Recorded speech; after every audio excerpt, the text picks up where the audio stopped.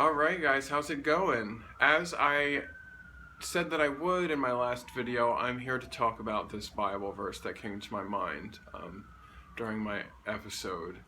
And I'm going to refrain from labeling this episode as an awakening or a fit of schizophrenia or, mental breakdown or finally becoming present. I'm gonna, no labels. I'm just here to explain. I'm here to relay what I feel is going on with me, not what I think is actually going on with me. I want you guys to decide, and I'll decide on my own as well, but I think not labeling it is a good idea. So this is 1 Corinthians 13, and let me just say that this is a big deal that I'm reading the Bible right now, because like I said, I'm not a fan of religion for certain issues. One specifically being a gay man. The religion that I was taught doesn't jive with the person I actually am. So that, in a nutshell, explains why I'm not such a big fan of religion. But that's as far as I want to go into that right now. So 1 Corinthians 13, the little portion that I thought of that night was put away childish things. And I was like, immediately, like, put away your ego, get rid of it, do whatever you gotta do, because it's childish. So let's start. Though I speak with the tongues of men and of angels, but have not love, I have become sounding brass or a clanging cymbal. So right off the bat, this is so crazily appropriate. Though I speak with the tongues of men and of angels, though I have the ability to speak and think, right? But have not love, but don't have any presence or awareness, I have become sounding brass or clanging cymbal. I have become just noise, basically, like a jumble of random thoughts and sounds. Like in your head, just random shit going on all the time. Thoughts all the time. Because you don't have any awareness of it. It just goes on and drives you crazy. And though I have the gift of prophecy and understand all mysteries and all knowledge, and though I have all faith so that I could remove mountains, but have not love, I am nothing. So I think the gift of prophecy is the ability to think about the future. And we all do it all the time. We think about what I'm going to do next, what I got to do to get here, how things are going to be better in the future, and it keeps us out of the present. And let's see, and understand all mysteries and all knowledge. So, like, your mind is really good at fixing problems and creating answers to questions and things like that. So I think that's what mystery and knowledge is, what it's talking about. And though I have all faith, and though you have all faith that your mind can do all of these things and really help you out, so much so that you think you could remove a mountain, like you believe in your mind that much that you think you could move a mountain. Obviously you know that you can't, but that's how much you're invested in your mind. But have not love, meaning you don't have love, I am nothing. Meaning you can't do anything. You're stuck. You are at the will of your mind, right? That's not the word I'm looking for, but you're at your mind's beck and call, basically. So if you don't have love, if you don't have peace, if you don't have awareness, presence in your life, you're nothing. And though I bestow all my goods to feed the poor, and though I give my body to be burned, but have not love, it profits me nothing. So this, I feel, we can take this pretty literally, the feed the poor part, like charity. So you could be one of those people who's gives charity and thinks you're a really good person because you do this, and that feeds your ego. And though I give my body to be burned, I'm not exactly sure what that means, but I think it just has something to do with sacrifice, right? So you think because you're making all these sacrifices, it makes you a good person, but it's just feeding your ego. And so But if you don't have the presence, if you don't have the awareness, it profits me nothing. You get nothing out of it. All you get is a mind that thinks it's good. Love suffers long and is kind. Love does not envy. Love does not parade itself. It is not puffed up. It does not behave rudely. Does not seek its own. Is not provoked. Thinks no evil. Does not rejoice in iniquity, but rejoices in the truth. Bears all things. Believes all things. Hopes all things. Endures all things. So presence, awareness, connection with the source, being, whatever you want to call it, it does not, it's not envy. It doesn't parade itself around. It's not rude. It doesn't seek anything for itself. It doesn't think about evil. It doesn't I can't tell you what iniquity means. I think it means like just being less than. But rejoices in the truth. Like it's there to help you find the truth, and it will go through, bear all things. It will go through anything to help you do that, and it believes all things, hopes all things, and endures all things. It will do whatever it has to do to help you awaken. Love never fails, but whether there are prophecies, they will fail. Okay, so love never fails. This being, this who you are, is there. Like, it's not going anywhere, and it's never going to fail you.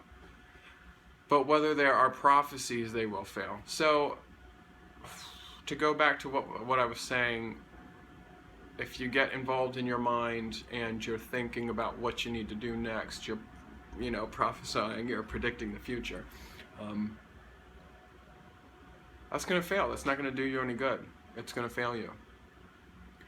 Whether there are tongues, they will cease. So, if you got a chatty, mind that's running a mile a minute saying things,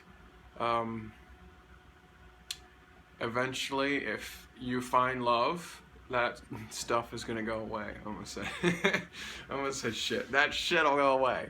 Whether there is knowledge, it will vanish. So all this information you have that you've stored in your mind that you think is really important, when you find love, when you find that inner presence, that your true self, you don't need it anymore. So essentially it vanishes, right? Where are we? For we know in part, and we prophesy in part. But when that which is perfect has come, then that which is in part will be done away. Okay, so we know in part and we prophesy in part. This to me is just saying like you only have half of the equation, and that's your ego. Because there is kind of a balance between your ego. You need it at some points. You need your mind at some points, or you've needed it. And both of them play a part. But when that which is perfect has come, then that which is in part will be done away with. So once you finally realize that your ego is not doing anything more for you, and you get rid of it, or you do your best to get rid of it, you try to get rid of it, you'll be done away with it, and your true self will be the thing that takes over. Will be the perfect, which, let's see, when that which is perfect has come. Okay. When I was a child, I spoke as a child. I understood as a child. I thought as a child. But when I became a man, I put away childish things. So this specifically was the verse I was speaking about. And this is, to me, is just ego, mind, thought, whatever you want to call it, is or has been a necessary part of human beings. Like, we've needed it to get to where we are right now, at a level where we can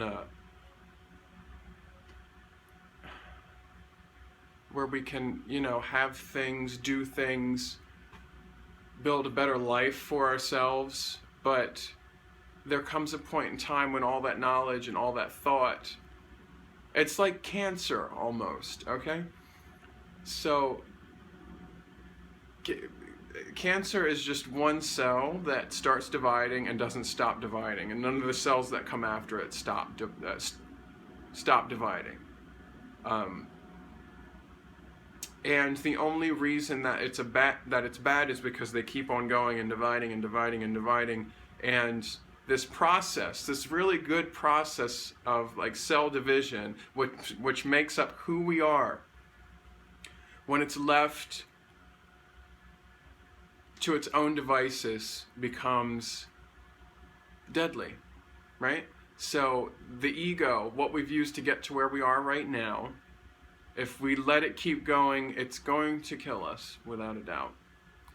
So we're at a point now where we're grown up, I think, as like a species in general, and we've got to put away. It's childish at this point. It's not helping us at all. So let's see, next verse. For now we see in the mirror dimly, but then face to face. Now I know in part, but then I shall know just as I also am known. I think this is saying we're kind of breaking through. We're seeing what we need to do, how we need to evolve as a species, like spiritually, to get past the ego, past the mind. But eventually we're going to see it face to face. We will understand what needs to happen in order for us to continue.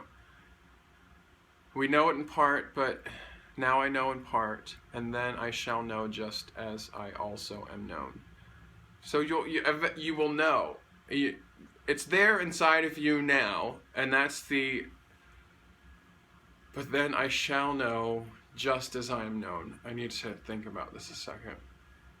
So once you have the awakening or the epiphany or whatever you want to call it, you will know what you've always known or what you've always been. Okay, I think that explains that. And now abide faith, hope, love, these three. But the greatest of these is love. So basically it's saying, it's these two other things are really important, right? But the greatest of the three is presence, is awareness, yeah. So that's it. That's how I feel about that. I hope you found that interesting. Let me know what you think.